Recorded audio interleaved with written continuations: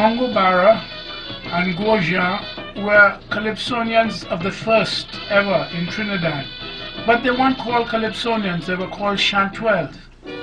Those days that the French planters, the French masters lived in this country and brought to Trinidad the rhythmic and most enticing form of French culture in the masquerade. The masquerade was so well done that the slaves weren't allowed. But at a certain point, the slaves came in.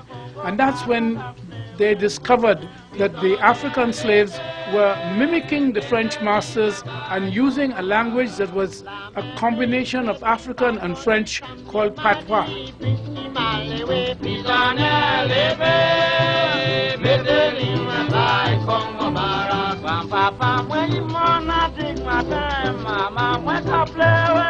Gouajan was a huge, thick, black, strong slave who was humorous and sang lots of ditties mimicking the French masters. They didn't get annoyed. In fact, they were amused and asked him to sing about other French masters. So pre-carnival festivities were done and they were inviting Gouajan to sing about their neighbors and their habits. And so Calypso began in double antone, making suggestive remarks about the people and the masters, and at the same time saying it in French patois and later in English and patois. They realized, the French masters, that Gouajan, who were making demands in the interest of a better treatment for the slaves. And he was put in jail in the royal jail that is now 103 Frederick Street.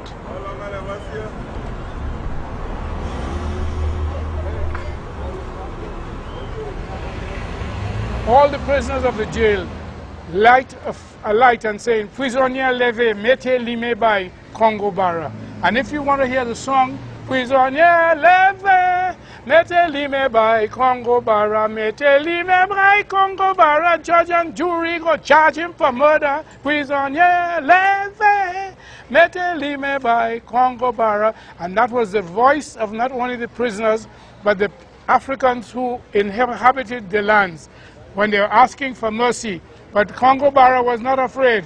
He defended the slaves and he died for them right here in the royal jail.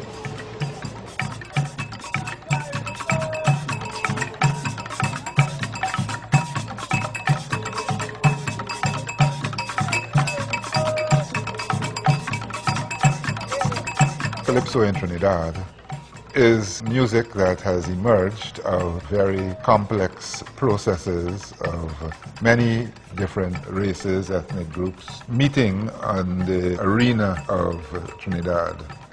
That's when you hear about, for example, the stick fighting contests that went on throughout the 19th century into the 20th century. But the stick fight was accompanied by drumming, chanting, call and response, litanic type songs.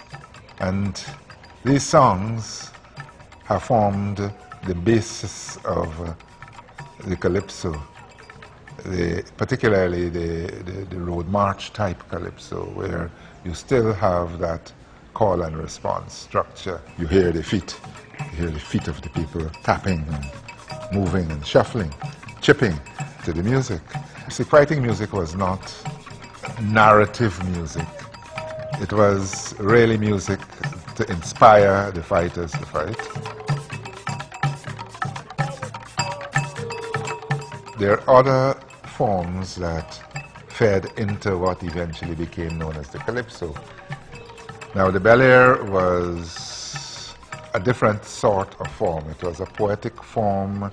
It was a French verse form. But it was taken over by the Afro-Trinidadians, and the rhythm of the bel air was initially, I think, the rhythm of the minuet. But Afro-Trinidadians put that to drums. The bel air became one of the root forms that contributed to the narrative type Calypso. If you study the music of Trinidad, the most data that you are likely to gather would come from studying the emergence of the Trinidad Carnival.